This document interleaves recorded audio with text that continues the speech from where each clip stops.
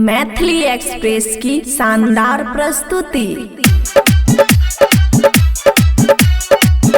खुशी recording studio बलुआहा।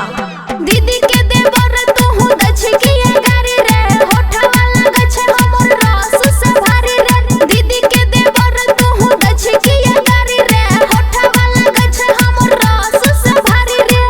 तोरा प्यार के जाल में फसाई लेबो, हाँ फसाई लेबो, हाँ फसाई लेबो, फसाई लेबो रे। छिए मधेपुरा वाली तोरा पटाई लेबो, छिए मधेपुरा वाली तोरा पटाई लेबो, छिए मधेपुरा वाली तोरा पटाई लेबो। दीदी के देवर तू हूँ दछकिया गारी रे, होठा वाला गछ हमर रस से भारी रे। दीदी के देवर तू हूँ दछकिया गारी रे, होठा वाला गछ हमर रस से भारी रे। तोरा प्यार के जाल में फसाई लेबो, हाँ फसाई लेबो, हाँ फसाई लेबो, हाँ फसाई लेबो रे।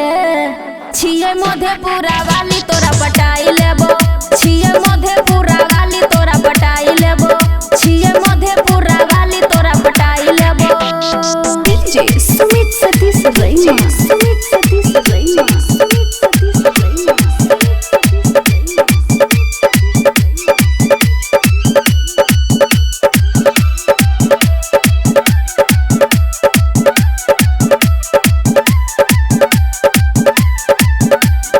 खुशी रिकॉर्डिंग स्टूडियो बलुआहा।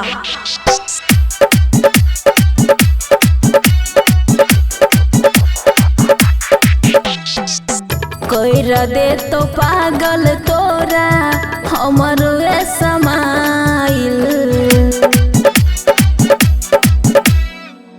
इहे से मारै छियै हमारे सटाइल, इहे से मारै छियै हमारे सटाइल। करे ने छौरा एहन होगा तू मिसरे, आबे ने करली है संगे हमरा किसरे।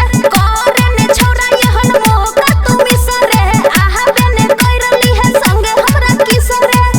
सब बात के दिल से भुलाई देबो, हाँ भुलाई देबो, हाँ भुलाई देबो, हाँ भुलाई देबो रे। छिए मधेपुरा वाली तोरा पटाई लेबो, छिए मधेपुरा वाली तोरा पटाई लेबो, छिए मधेपुरा वाली तोरा पटाई लेबो।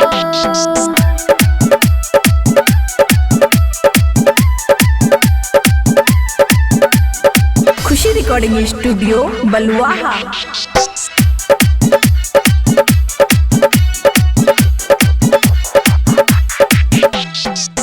कते दिन से छौरा छोरे परेशानी,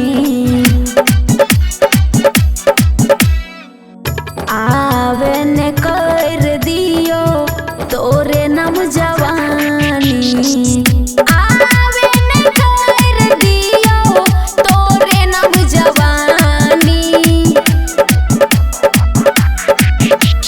राइटर जीतन तू सुन लेने बात रे, आवे ने धर ले दीपाली के साथ रे।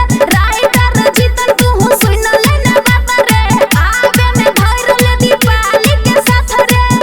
सब लोग से हम छुपाई लेबो, हाँ छुपाई लेबो, हाँ छुपाई लेबो, हाँ छुपाई लेबो रे। छिए मधेपुरा वाली तोरा पटाई लेबो, छिए मधेपुरा वाली तोरा पटाई लेबो, छिए मधेपुरा वाली तोरा पटाई लेबो। खुशी रिकॉर्डिंग स्टूडियो बलुआहा।